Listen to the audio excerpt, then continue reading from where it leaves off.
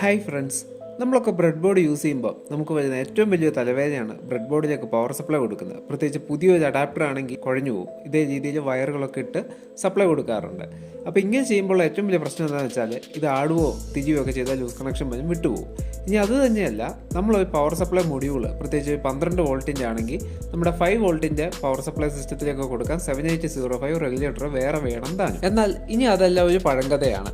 നമുക്ക് ബ്രെഡ് ബോർഡിന് കോമ്പാറ്റബിൾ ആയിട്ടുള്ള ഒരു അടിപൊളി പവർ സപ്ലൈ മൊഡ്യൂള് ഞാൻ നിങ്ങളെ പരിചയപ്പെടുത്തി തരാം. ഇതാണ് bread board power supply injector module. ഇത് ഉപയോഗിച്ച് നമുക്ക് ബ്രെഡ് ബോർഡിലേക്ക് അനായാസം ഒരു അഡാപ്റ്ററിൽ നിന്ന് കണക്ഷൻ എടുത്ത് കൊടുക്കാൻ സാധിക്കും. അത് എത്ര വോൾട്ട് ആണെങ്കിലും ഇതിനകത്ത് റെഗുലേറ്റ് ചെയ്ത് കിട്ടും.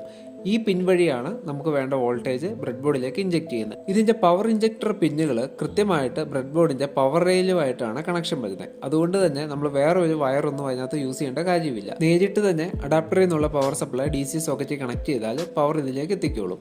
ഇനി ഇതിനകത്ത് 5 വോൾട്ടും 3.3 വോൾട്ടും സ്വിച്ച് ചെയ്യാനുള്ള ഒരു ജമ്പർ സെറ്റിംഗ്സും ഉണ്ട്.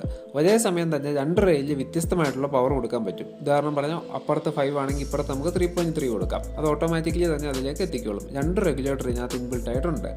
ഇനി 3.3 ഉപയോഗിച്ചിട്ട് നമുക്ക് ഇതേപോലത്തെ റാസ്ബെറി പൈ ബോർഡുകളൊക്കെ വർക്ക് ചെയ്യാം. 5 വോൾട്ട് ഉപയോഗിച്ച് നമുക്ക് ഡിജിറ്റൽ ലോജിക് കേസസും വർക്ക് ചെയ്യാം. ജസ്റ്റ് പവർ കണക്ട് ചെയ്യുക. ഇതിനകത്ത് തന്നെ സ്വിച്ച് ഓൺ ചെയ്യാനുള്ള ഒരു പുഷ് ബട്ടൺ ഉണ്ട്. അത് ജസ്റ്റ് ഓൺ ആക്കിയാൽ ഓട്ടോമാറ്റിക്കായിട്ട് നമ്മൾ റിക്വയർഡ് പവർ അവിടെ എത്തിക്കുള്ളൂ. ഒരു കാര്യം പ്രത്യേകം ശ്രദ്ധിക്കണേ, നമ്മൾ ഇതിനകത്ത് കൊടുക്കുന്ന ലോഡ് 1 ആംപിയറിൽ താഴെ ആയിരിക്കണം. അപ്പോൾ എന്ത് തന്നെയായാലും ചെറിയ ചെറിയ ഹോബി സർക്യൂട്ടുകൾക്ക് ഇത് ഉപകാരപ്പെടുന്നുള്ള 100% ഉറപ്പാണ്. അപ്പോൾ ഇതുപോലുള്ള നല്ല നല്ല ഇലക്ട്രോണിക്സ് ടിപ്പുകൾ ഇഷ്ടമാണെങ്കിൽ തീർച്ചയായിട്ടും നമ്മുടെ വീഡിയോ ഒന്ന് ലൈക്ക് ചെയ്ത് സബ്സ്ക്രൈബ് ചെയ്ത് സപ്പോർട്ട് ചെയ്യാൻ മറക്കല്ലേ.